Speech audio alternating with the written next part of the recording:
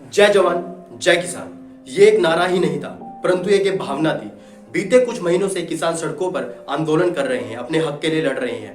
Corona महामारी में भी उनको सड़कों पर क्यों उतरना पड़ा, आइए जानते हैं इस वीडियो से। वैसे तो हमने इस टॉपिक को पिछले महीने ही एक्सप्लेन कर दिया था, लेकिन आज हम इस वीडियो में हम मेन मुद्दों पर बात करेंगे कि क्यों किसानों ने दिल्ली को चारों तरफ से घेर लिया है। आंदोलन की शुरुआत तो जून में ही हो गई थी, जब सरकार ने अध्यादेश जारी करके 3 कानून बना दिए थे। सबसे पहली बात कि अध्यादेश तब लाया जाता है जब आपातकाल की स्थिति हो या फिर उस कानून की तत्काल ही जरूरत हो। सबसे पहली यही बात खटकती है कि बिना कोई वाद विवाद के, बिना कोई चर्चा के इसे लाया गया है। जब पूरा देश कोरोना की मार झेल रहा था, तब अचानक से इसको लाने का कोई तुक नहीं बनता है। कुछ लोग तो यही कह रहे हैं कि सिर्फ हरियाणा और पंजाब के किसान ही क्यों आंदोलन कर रहे हैं, क्यों प्रोटेस्ट कर रहे हैं, उन्हें ही क्या दिक्कत है। तो उनके लिए ये बता दें कि भारतीय किसान यूनियन, जो कि उत्तर भारत के सबसे बड़े यूनियन में से एक है, उसके साथ साथ कई अन्य बड़े यूनियन भी इस आंदोलन का समर्थन कर रहे हैं। हरियाणा पंजाब के साथ साथ उत्तर प्रदेश, गुजरात, उत्तराखंड व अन्य प्रदेशों के किसान भी इस आंदोलन में शामिल हुए हैं। पंजाब में किसान यूनियन काफी सक्रिय है, जिसकी वजह से इस नए कानून को उनकी भाषा में अनुवाद कर कर घर घर तक बताया जा रहा है और इसके नुकसान भी वहां पर बताए जा रहे हैं। अब बात करते हैं इस कानून के नुकसान के बारे में। पहला अध्यादेश है amendment of essential commodity act 1955, जिसके बारे में मैंने वीडियो बनाई हुई है और आपको अच्छे से समझाया हुआ है। आपको लिंक डिस्क्रिप्शन में मिल जाएगा।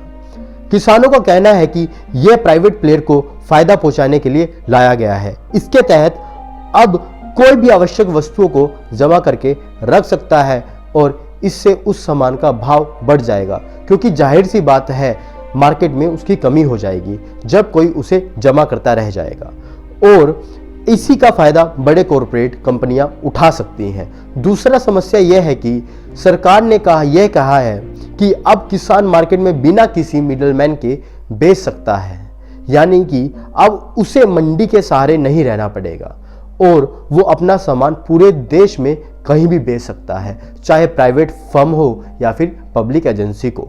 लेकिन किसानों के मुताबिक ये सरकार की एमएसपी खत्म करने की चाल है। अगर कोई किसान प्राइवेट में अपना सामान बेचना चाहे तो उसे खरीदार के मुताबिक ही पैसे लेने होंगे। इसमें सरकार का कोई काम नहीं होगा।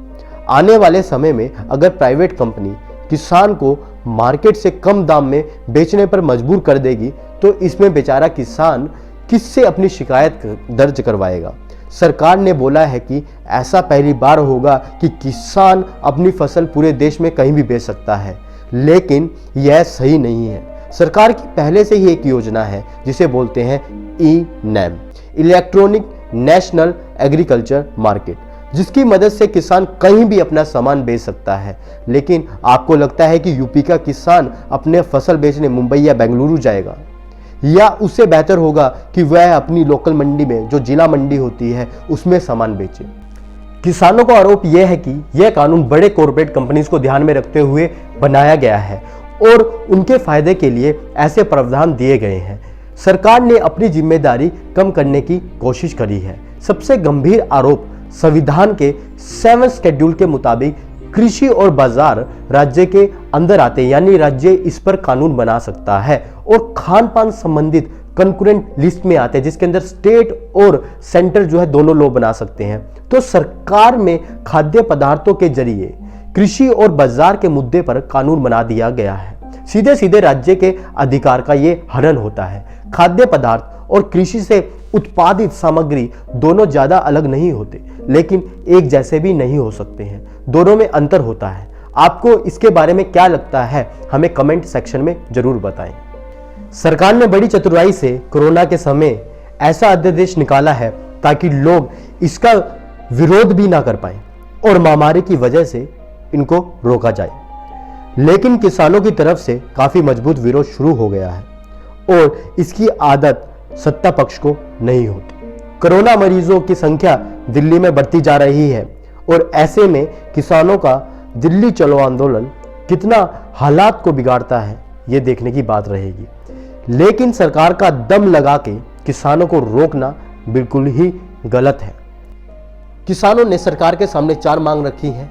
पहली मांग ये है इन अध्यादेशों को वापस लिया जाए, दूसरी मांग है मंडी मार्केट को सुधारा जाए, तीसरी मांग है लोन माफ किया जाए और चौथी मांग ये है एमएसपी को लागू करने के लिए नए कानून बनाए जाए। किसानों का कहना यह है कि एमएसपी सरकार के द्वारा निर्धारित तो करी जाती है लेकिन इन ग्राउंड रियलिटी उन्हें मिलती नहीं है और इसकी वजह से किसानों को बहुत बड़ा नुकसान उठाना पड़ता है।